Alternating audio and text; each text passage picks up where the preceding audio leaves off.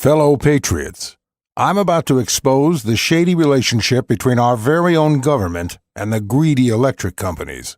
So please, watch this very carefully. You see, I've uncovered a dirty little secret Obama doesn't want you to know. A secret that's affecting every honest, hard-working, red-blooded American like yourself. And here it is. Here's the truth. Our government actually wants us to struggle each month as we scrape the bottom of our penny jars to pay these energy crooks. It's all part of their plan. Even with sky-high electricity rates, our government is doing nothing to help us out.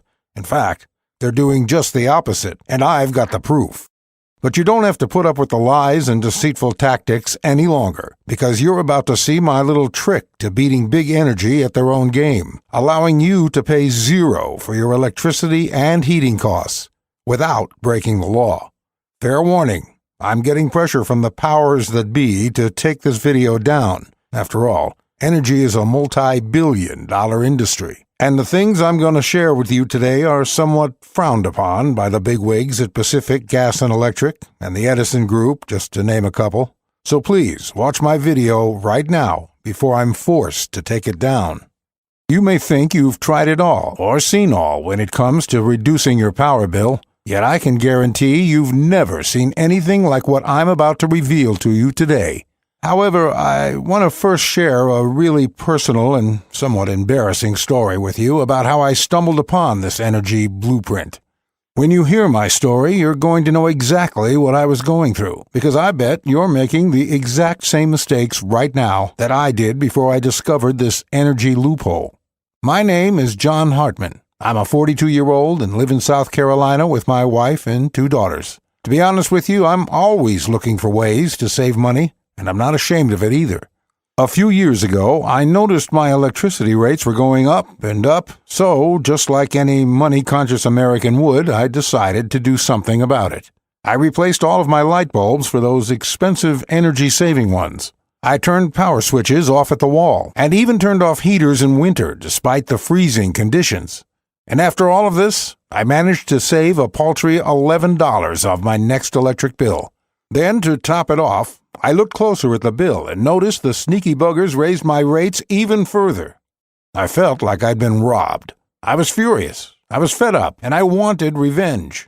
No matter how hard I worked to reduce my power and heating costs, the electric company would come back and smack me in the face with increased rates. I had absolutely zero control. It felt like I had given my bank details to the power company, and they were taking whatever they wanted.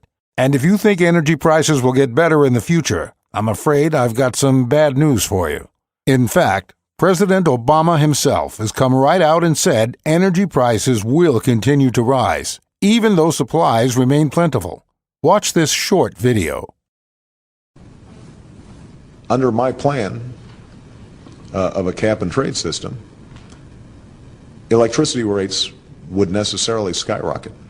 Even regardless of what I say about whether coal is good or bad, because I'm capping greenhouse gases, coal-powered plants, natural gas, you name it, whatever the plants were, whatever the industry was, they would have to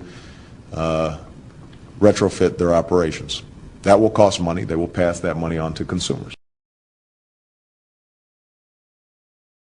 Now, I don't know about you, but when I watch that video of Obama, my blood boils in anger, knowing that the government has given the power companies a free pass to jack up prices, making every American struggle. It's not right. And even though we're spending more and more on electricity, our electrical infrastructure is completely outdated and very unreliable.